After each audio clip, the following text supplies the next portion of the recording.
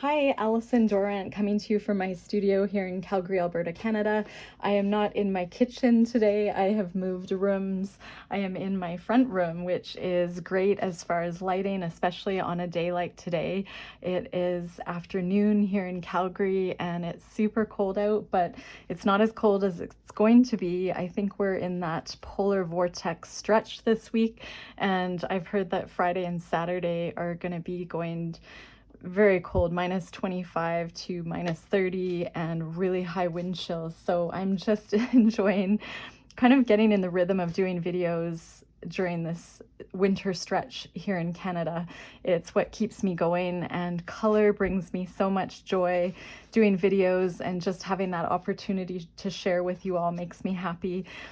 I had just finished a video, I think last week, and I had done a swatch on this palette, which I had purchased at Homesense here in Canada, and it was just a very affordable wooden palette, and I loved the idea of possibly making a finished piece on a palette. And a lot of you that have been following me know that I love to mount watercolor to panel, so having a really good watercolor painting on paper mounted to panel.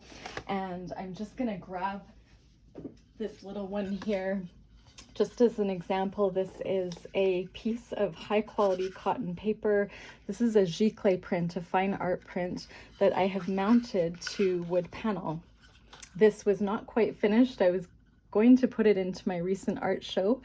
The title of the print is called Mountains Are Calling, and I've put that it's an embellished print, but I had glued the print, the paper, to this wood panel. This is called a cradled wood panel, and I love this process of cutting up old paintings, or again, using prints in a different way to be able to hang them on a wall instead of framing them behind glass. And when I was asked to do these palettes, I had a few requests to go through some of my paints, my watercolor paints, and do these palette swatches. And so this is where it started, was swatching out the ocean paper. So these beautiful watercolor paints from Princeville, Kauai, and their company is just moving islands right now, but they do have a wonderful online shop. So I did a swatch of the Around the World palette here, and I've done a YouTube video on that. I also did a swatch on Kiritaki, their Art Nouveau set. I have not done a video on that yet. My most recent video was Beam Paints, and I had used their little sticker in the middle, and I had put down these watercolor, this palette on 140 pound Arches cold pressed paper. So I am just gonna see, here we go. This is the paper that I'm going to be using to swatch out the Stoneground Paint Co. Paints today. So this is the one I had done not that long ago, and I wanted to do it again after mounting paper to this panel. So this is just, I have this idea that when I have written all the names down, and when I have added, today I'm going to be doing the Stoneground Paint Co. So this is a company from Saskatchewan, Canada, and they have multiple different stores in Canada and the United States, and you can buy their paints online. I love their watercolor paints, and I have some small sets. I'm not sure what this little tin is called. I think it's just random paints that I've probably purchased and stuck in this little tin from the Kensington Art Supply here in Calgary, Alberta, Canada. I know they supply Stoneground paints, but some of you, when I was doing these swatch videos, asked if I could just do a gouache palette, and not so much a review, just so you can sort of know whether or not you might want to invest in this set of gouache. So gouache is very much like an opaque watercolor. It's very similar, but it's just beautifully saturated with pigment, and it's opaque versus more of a transparency you get with watercolor. And I'm not going to get into all the properties of gouache, as you can look that up and find multiple videos on that. But I'm going to, since I had space after swatching out my beam paints, I'm going to add this palette of Stoneground Paint Co gouache to this little area. So let's just see if I can fit all of those paints on here. I'm just going to move these swatches out of the way. And so this is the swatch that I had just finished with you all last week on YouTube. So that was the company Beam Paints, which is also a Canadian company. So this is their watercolor set. They are called paint stones. So this is a full set of their little paint stones, and these are in beeswax wrapped canvases. So they're a wonderful company. And now I'm gonna just dive right into the gouache. And well, wait, before I get going, I was cleaning my brush off on these little pieces of paper. This is 90-pound paper that I had just pulled from my Canson XL mixed media booklet. It's like a coil bound book. So this is very lightweight watercolor paper. So 90-pound paper or up to 98 pounds is really great. And after I was swatching all of my beam paint colors, I was just wiping my brush and creating this beautiful, sort of like a base, a collage. It could be for collage, it could be a future painting, it could be a beautiful card that you make for someone, or a gift tag. There's so many uses for these little swatches. So I thought I would just show you some of the ones that I had done during my last video. And I have decided this time to, what I might do is use bigger paper. So when I'm gonna clean my brush after doing the Stoneground Paint swatches, I'm gonna use my 11 by 14 inch mixed media journal by, this is Artist Loft, Michael's in-house brand. And I'm just, whoops, I was gonna zoom you out, but I'm kind of out. I love the size of this paper. So I'm gonna kind of, instead of using this lightweight paper to clean my brush, I'm gonna use this paper just because it's larger and it's easier for my video. So I'm gonna just slip this beside me here.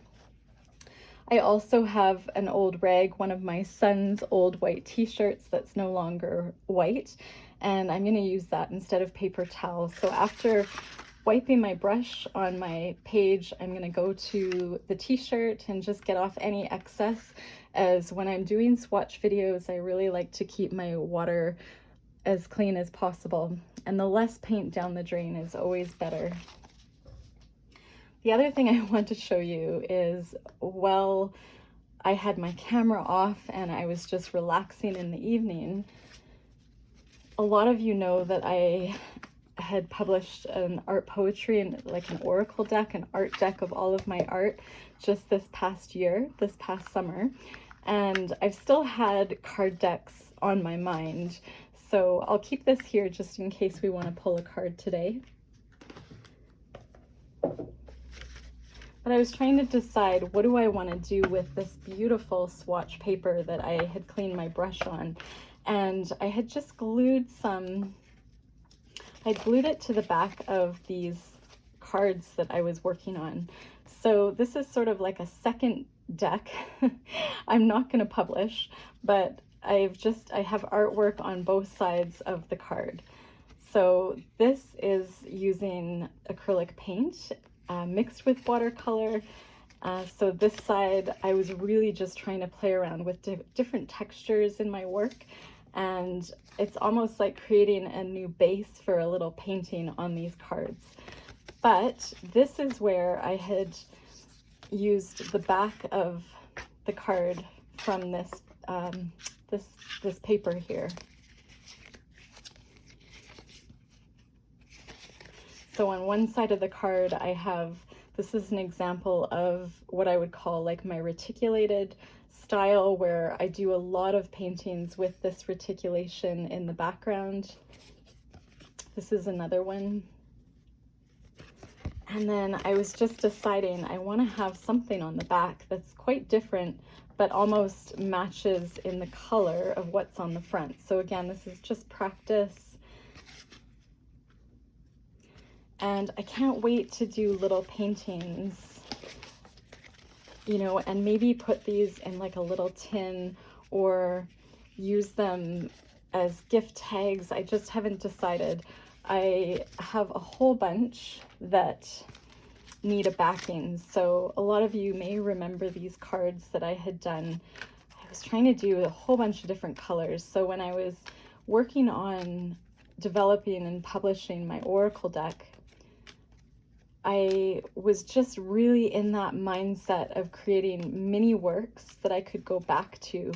And I really wanted to have a wide range of colors. So this is very much a rainbow of cards. And all of these cards are blank on the back. Well, until I had, again, started to glue on those extra pages. So I can't wait to finish these up. This one turned out so beautiful.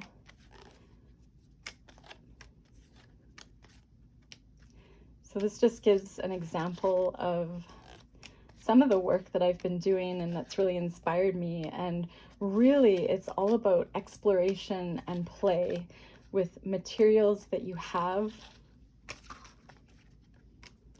So I have decided that I'm enjoying working small right now, and it's a nice change. I do work very large sometimes, like 30 by 40 inch canvases or large wood panels. And I decided that I just needed to take a little break and focus on exploration, play, discovery, non-judgment. And these little cards are such an easy way to do that. So I had started these cards back in the summer of this year, and I just can't wait to sort of put on these little backings and then turn them into, you know, maybe affirmation cards. I'm not too sure. I just wanted to share with you sort of what I'm up to, because I always have so many ideas on the go. This is going to be a video about swatching these gouache paints from the Stoneground Paint Co, but just not there yet. I'm still wanting to show you some things. So I'll set those aside. I've been working with my printer. A lot of you know that I have partnered with a local printer here in Calgary. He only works with mostly local artists. I believe he has worked with some in Canada, and he does all of my art prints. So this was a painting titled After the Rain, and I had sold this painting when I had first started selling my work. So I was not partnered with him at that time, and I didn't do very good color matching. So in order to get my art reproduced into print, he and I have been working together on really trying to get the colors a bit more accurate to the original. So he's been amazing. So this is just an example of one of the proofs that he's shown me, and we're really working on getting the colors less neon. So this is one of the first canvas prints that I still really love, but the painting was very much neon around these yellows and just less neon, less green over here. So you can see we've been working together to get it just closer to the original. I really encourage you, if you think in the future you might want to sell your art in reproduction in print, and especially if you paint more realistic or if you want the colors to be really close, do take a high quality photo. You know, if you have an iPhone, that's all you really need. Get that photo, and then you have no regrets after selling the piece, and you don't have to go through this process like I'm doing right now, where color matching is challenging. Because if I had done a photo just with a basic color card in the picture, I would be able to get that accurate match. That could be a whole nother video. Here's the little certificate of authenticity, which is also printed on canvas. And these canvas prints are wonderful rolled up and shipped like this. So I think I'm no longer gonna ship worldwide my fine art prints because I've been shipping them flat, and it's very, very costly to ship flat. But when you can get a higher quality canvas print with the most beautiful archival inks, and you can get it rolled up in a tube and ship it more affordably, why not? So really just kind of merging my business into something that is working better for me. And here's a cute little cat G.Klimt print, and this is a G.Klimt print, a fine art print, and it's all ready for me to sign the certificate of authenticity.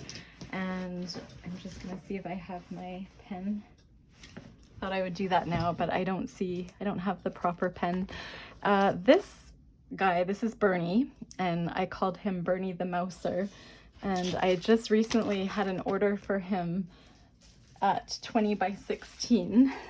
So this is what Bernie looks like. And you can see I've embellished with gold pen his eyebrow and these dots here and just some different areas of the canvas. And the client that ordered Bernie also ordered Samson and Milo, two of my other cats. And I just thought I would show you. So this is just an example of a canvas print. And my printer is wonderful because he puts my website, my signature, and his business, Art Magic, on the back. And this is triple varnish, wired, ready to hang. So, you know, you really, if you are putting your work into reproduction, you want to have a really good printer and somebody that really helps you make your work look the most beautiful it can when it's not an original. For those of you that follow me, you know that my videos get super sidetracked. It's so fun though, right?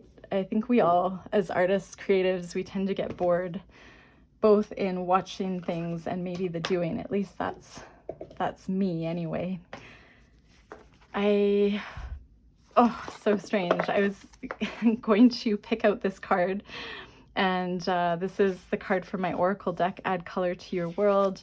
I did not realize until now that when I embellished it, I smudged the gold paint pen, but that's okay. I can just clean that up, no problem, or we'll see.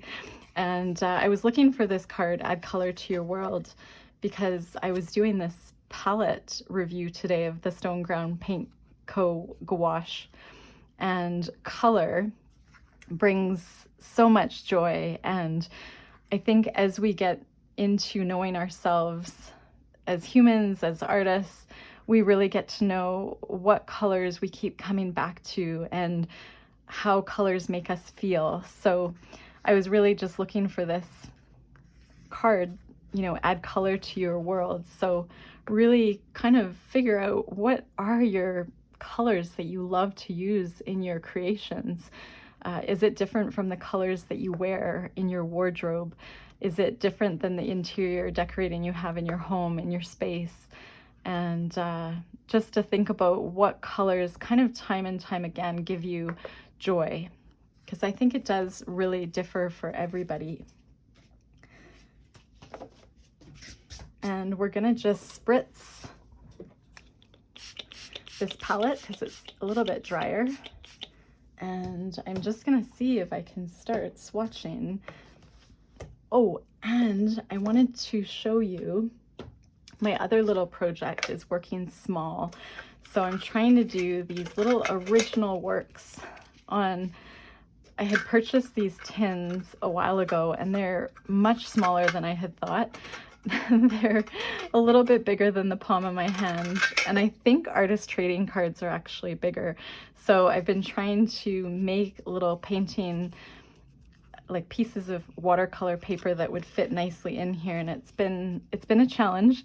These are not finished yet, but this is an example of just some of my art poetry paintings where I just put down watercolor, and then I'm gonna go back to it and add my mixed media elements. Love the colors in this one. I just worked on these one evening. So I am trying to find a pen as well that writes on the back of this, you know, that won't smudge. So it's just all about play. I haven't decided once these are finished, am I going to put a wax medium on there? It might be a little bit tricky.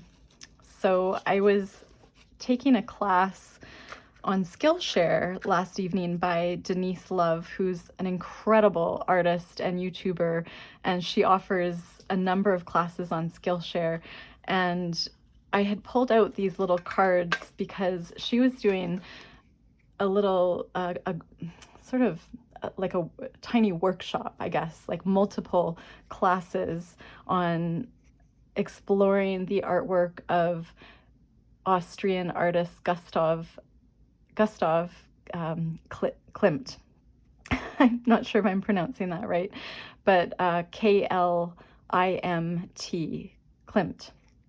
And his work is so intricate and detailed. And she was just showing the most beautiful books that she had purchased, coloring books that showed kind of his mark making style broken down, and also art books just with all of his works that he has done in his, his life, his art career. And again, I'm sidetracking, but I was looking for just tiny little cards to be able to explore what I loved about his work. And so I would pull up some of his work from her video and from Pinterest, and just sort of making it in my own style. But I loved how he used all these analogous colors. So colors that are very similar, that sort of sit beside each other on the color wheel, and they kind of blend. And I love all of the detail in his work. He has a very famous painting titled The Kiss, and I believe it was this little inspirational card that I had done while I was looking at a close-up image of the painting The Kiss, and just playing around with supplies. So I had used my son's watercolor crayons to do most of this work. I'd added pencil in here, and I didn't know how to finish it so it wouldn't smudge. So just like these cards, and how I'm wondering, am I gonna finish it with a cold wax medium?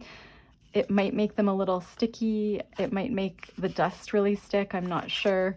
But with these, what I had done is I just put some plastic packing tape on them last night. So before I went to bed, I just felt good that these could, get packed up and they're not gonna smudge.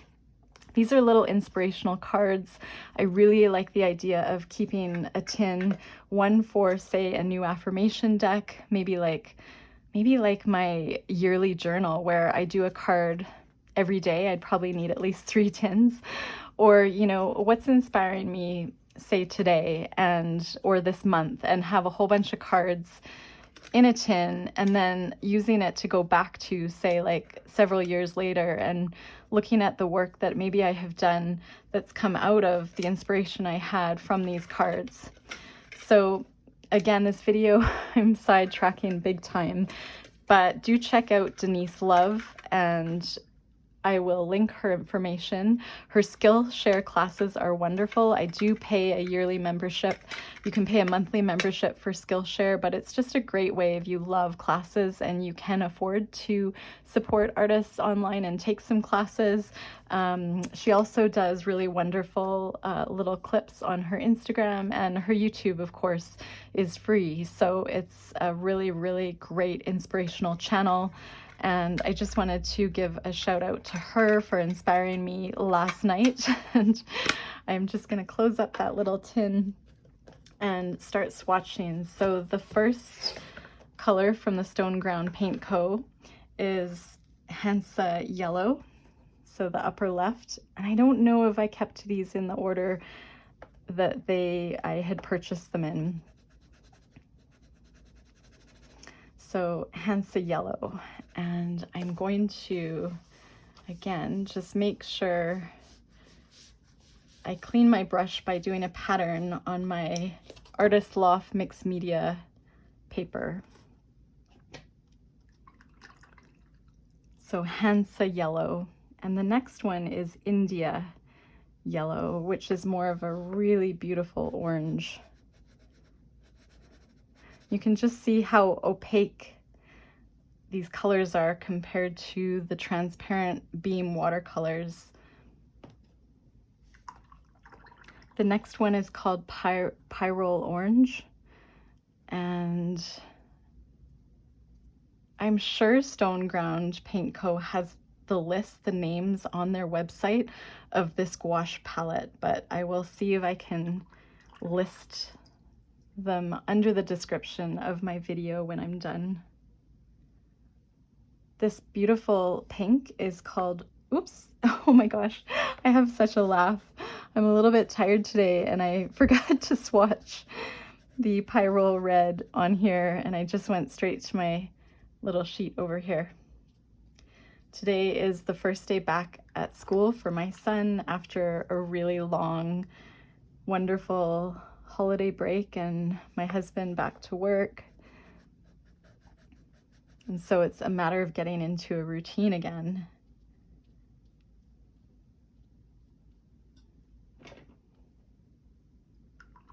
So we have Hansa Yellow, India Yellow, Pyrrole,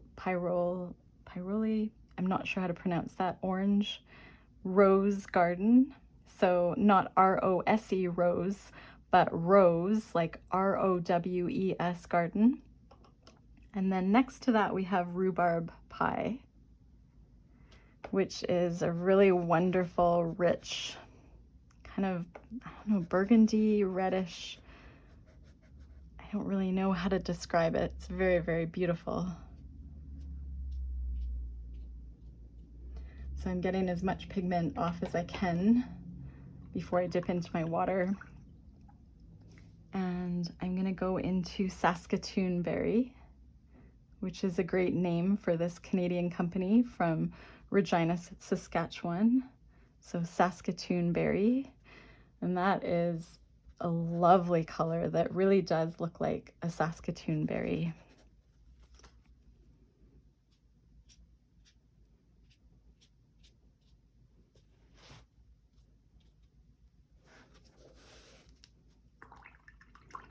And then next up we have Sweet Pea.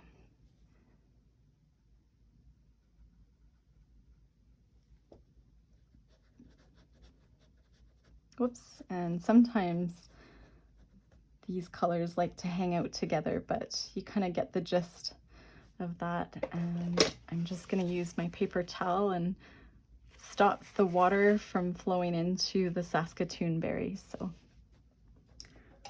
that beautiful light kind of purple lilac color is called Sweet Pea.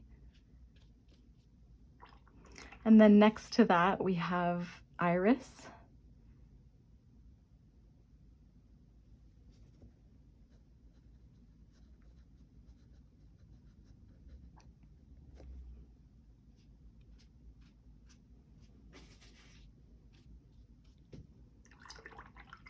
And then next to Iris we have, it's a cobalt blue, and it says, I am gonna spell it, D-E-L-F-T, Delft, cobalt blue. And what's interesting is I have had a history of allergies, and I had gone to an allergist and was tested for a lot of different things, like probably 50 different allergens, and the main one, probably the only one I think that had come out, was an allergy to cobalt. So I really need to be careful with paint and cleaning supplies, and also hair dye, brown hair dye. If you see capital C-O in the ingredients, that's cobalt. And I just don't do well with cobalt.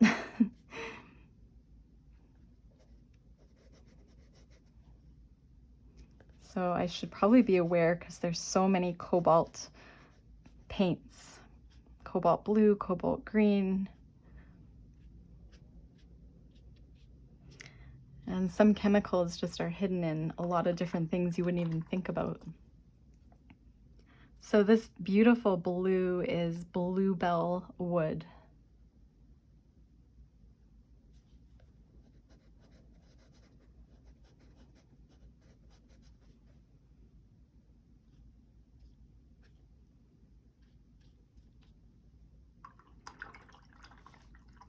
And then we have this little one, which is Water Lily Pink, and it somehow fell out of my pan and is just sort of sitting right here.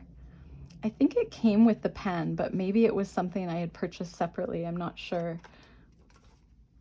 I kind of wonder if it's something I had bought at the store Kensington Art Supply here in Calgary. So that one may be an additional paint. This is one of my favorite colors here, and I'm just gonna turn my palette around to see the name. Oh, Cobalt Aquamarine. And funny, so aquamarine is my birthstone. I was born in March, the end of March, and wouldn't you know though, this is a cobalt color. I like watercolor because I don't have to wear, you know, gloves. I don't worry as much because it's a bit neater than acrylic paint or other types of creating. But it's always good to just be mindful of what's in the paint that's easily absorbed through our skin. So pistachio, this is a color, there's a bit of a hole in here because I love it so much.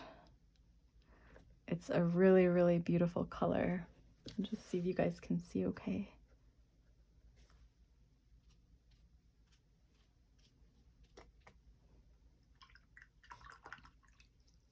And then next to pistachio is cedar leaf gouache.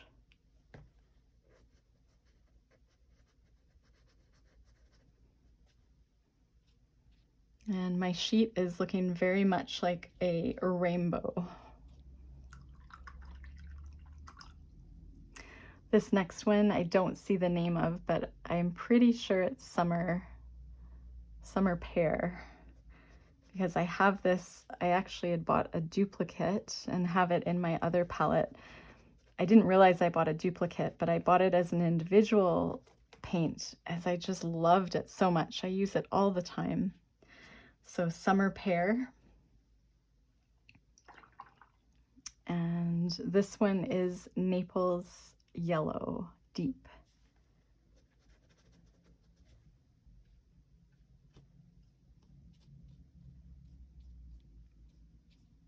I can hear the sparrows outside my window,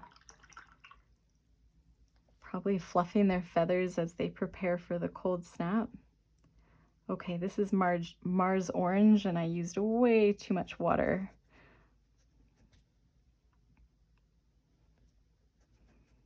But that's all right.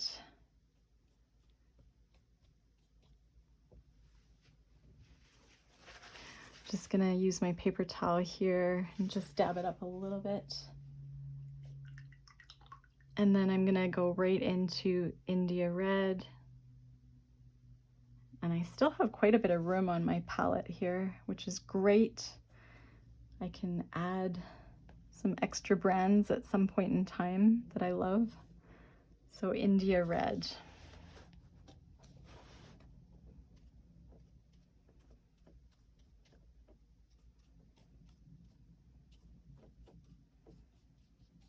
The beauty of having this as a background, you know, this, because it's 140 pounds, it's not quite like 98 pounds where I can cut it up and glue it to the back of a card easily. It's a bit thicker. It can still be done. But the beauty of it is, because it's watercolor gouache, it can be painted over, blended with acrylic paint. So, you know, you could collage over it. You could put a base layer of paint and have all this beautiful, you know, if you did, I'm thinking like an acrylic ink, you would see the transparency of what lies beneath.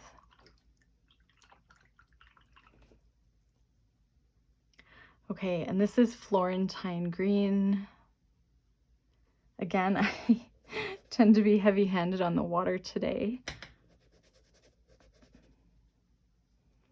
I don't work with gouache, you know, I don't sit down and say, oh, I'm going to paint with gouache today. I sit down and I say, I'm going to paint with my watercolors. And then when I have a desire to add opaque work next to my transparent layers, I then introduced gouache, because I love that, you know, watercolor transparency next to a more opaque gouache that's sort of more like an acrylic paint but thinner. Now this is raw umber and it's dark neutral. So raw umber.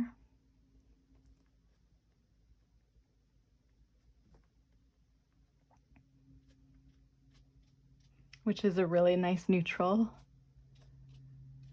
You know, thinking about the work of Gustav Klimt,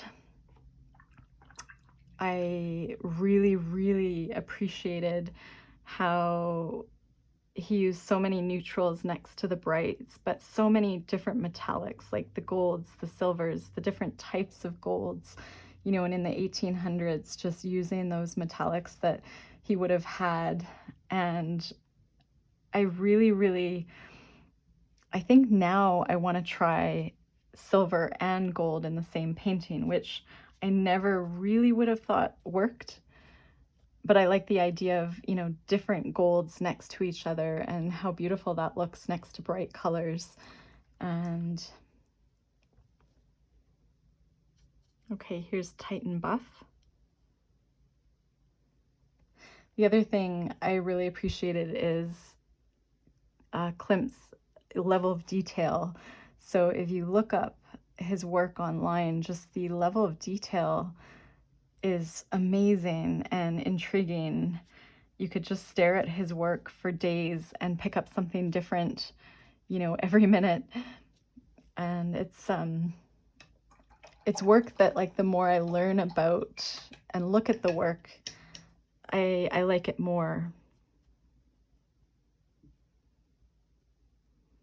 So it was really great to have.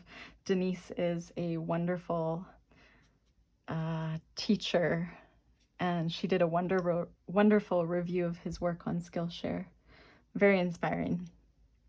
Okay, so this one here is lamp black. So it's a lighter black. You'd use a lot of pigment to get it darker. And then this is a Titan Buff, which is a really great neutral. And then obviously the titanium white, I wasn't going to add on here, but I can add on here because it's quite a beautiful bright white. And it's almost like an electric white. You know, when you're choosing different color mattes for your work, I don't know if any of you have had that, where you go online to a framing store and you see the different types of whites. It can be kind of overwhelming if you don't really see your art next to a certain white. It can really make it look quite different, but they have, I'm pretty sure electric white was one that I was looking at not that long ago when I was ordering matte kits.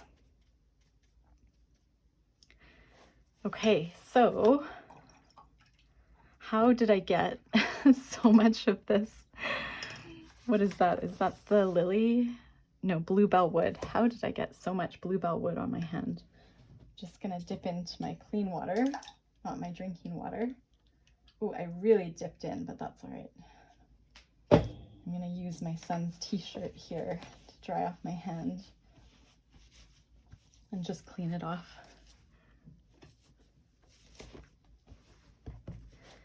I'm just gonna dab up the paper underneath here. And so here we are. So we have Hansa yellow, India yellow, pyrrole orange or pyrrole orange. We have Naphthol red, rose garden, ROWES, rhubarb pie. Oops, I'm sorry.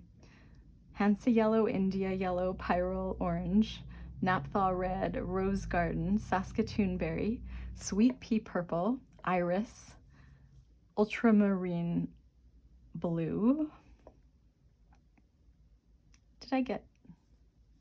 This one is Delft cobalt blue, bluebell wood, water lily pink, cobalt aquamarine, pistachio, cedar green, Summer Pear, Naples Yellow Deep, Mars Orange, India Red, Florentine or Florentine Green, Raw Umber Dark Neutral, Lamp Black, Titan Buff, and Titanium White. So that concludes our little swatching of the Stoneground Paint Co. gouache. So where to now? I'm gonna let this dry and I'll show you what I was thinking would be really neat.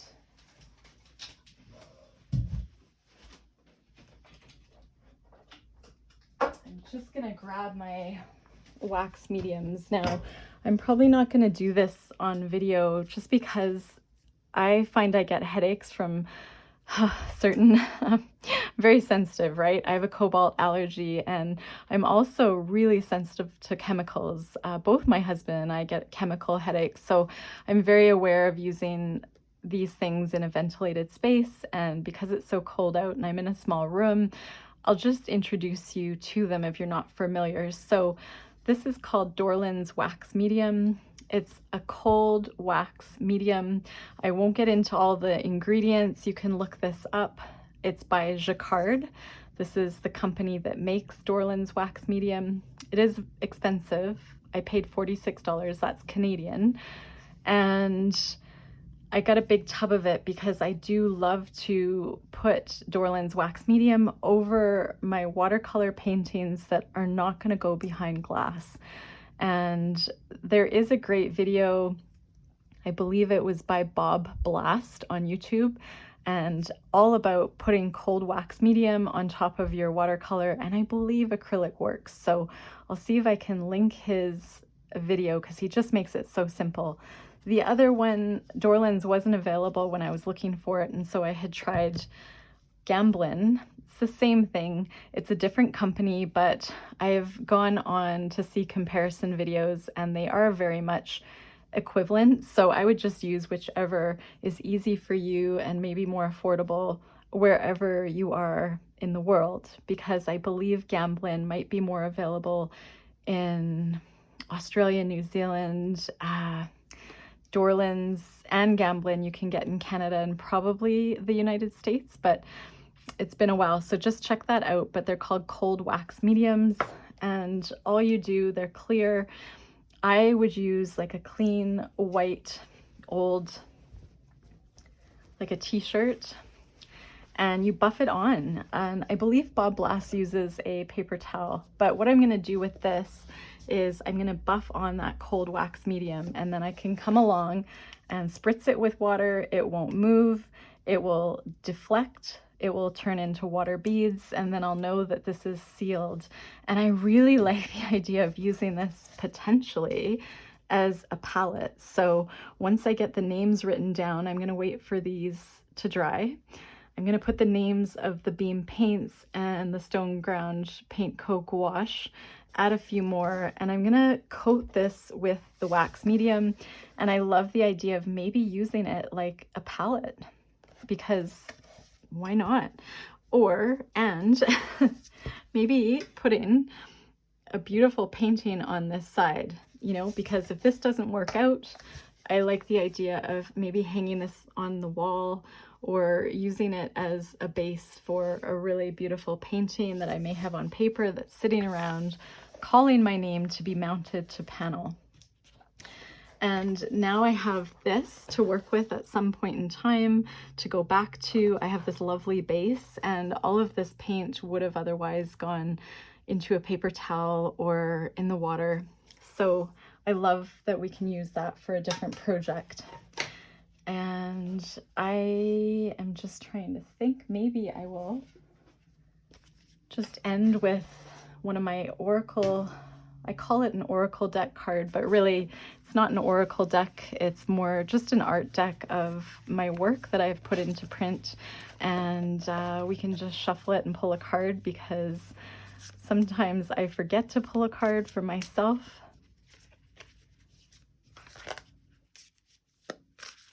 They're really hard to shuffle, so. And on the front of my card is my painting titled Quiet, my art poetry watercolor mixed media painting. That's the one that I have on the box. But I title my work art poetry. I often use words in my work. And this one is a painting titled Sandy Beaches of the North Shore. So that was the title of this piece. This piece is primarily watercolor with acrylic, and I used like Posca pens, and I did some etching in here. You can see I embellished that little leaf with bronze metallic. And just a reminder, the importance of replaying your favorite memories. I have talked about this a bit before in my videos, but sometimes I have a hard time falling asleep at night. And my husband's really sweet. He's always trying to help me kind of rest my mind. And, you know, we talk about what were some of the favorite parts of your day? What may have happened, just the smallest thing that kind of made your day, what was good about your day, replaying that memory in as much detail as you can, and how did it make you feel?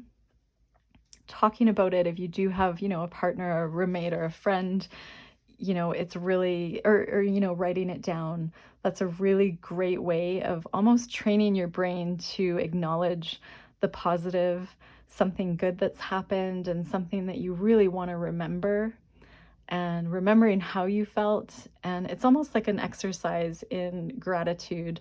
I, for a long time, kept a gratitude journal. And it was just about, you know, not every day, not putting that pressure on myself, but just every couple days, once a week, what were, you know, some things that I was grateful for. And it's kind of like a similar exercise of replaying your favorite memories, and just how that can change our brain and really boost our mood. And also looking at the sandy beaches of the North Shore, I painted this with images of Kauai, Hawaii. I had the wonderful opportunity to go to a very good friend's wedding in Kauai as well. My husband and I went there for our honeymoon, and I also went there on a solo surfing trip, which I really didn't know how to surf, and I still don't know how to surf. It just sounds super cool. But I went there with the intention of surfing. I actually broke my heel.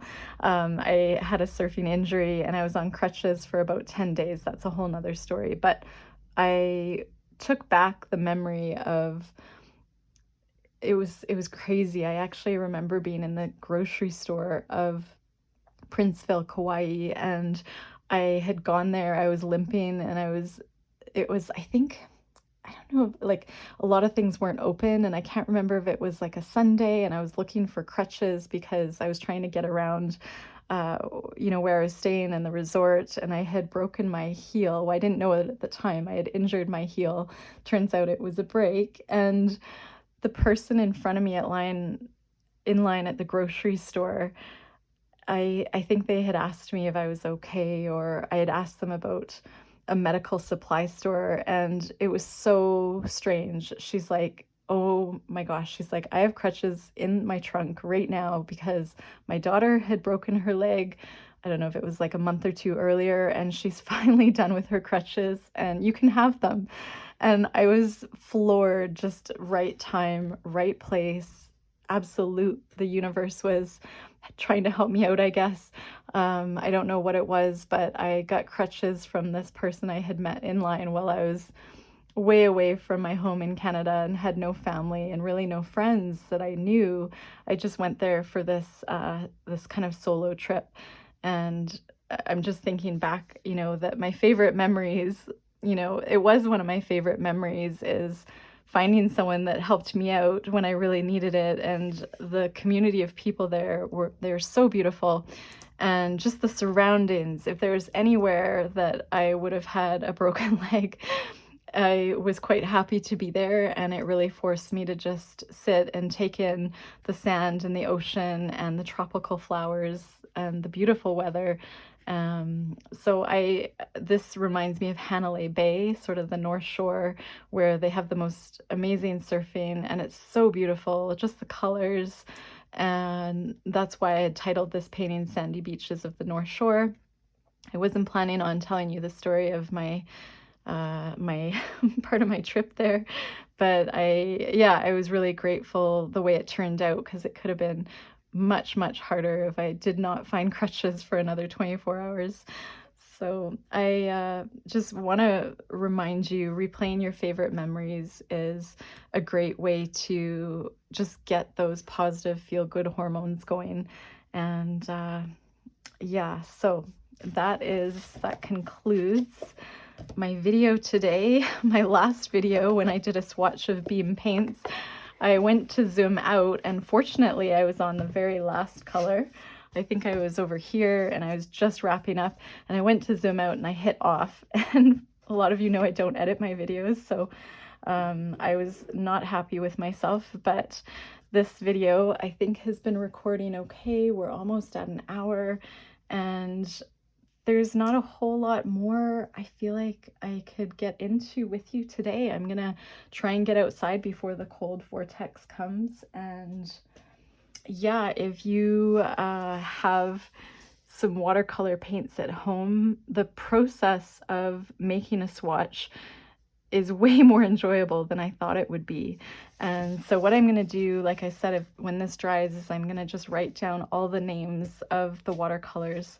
I'm going to add some other ones on here, and I am then just going to coat it with a cold wax medium just to protect it, and we'll see where that takes me. So I look forward to chatting and doing another video with you all soon.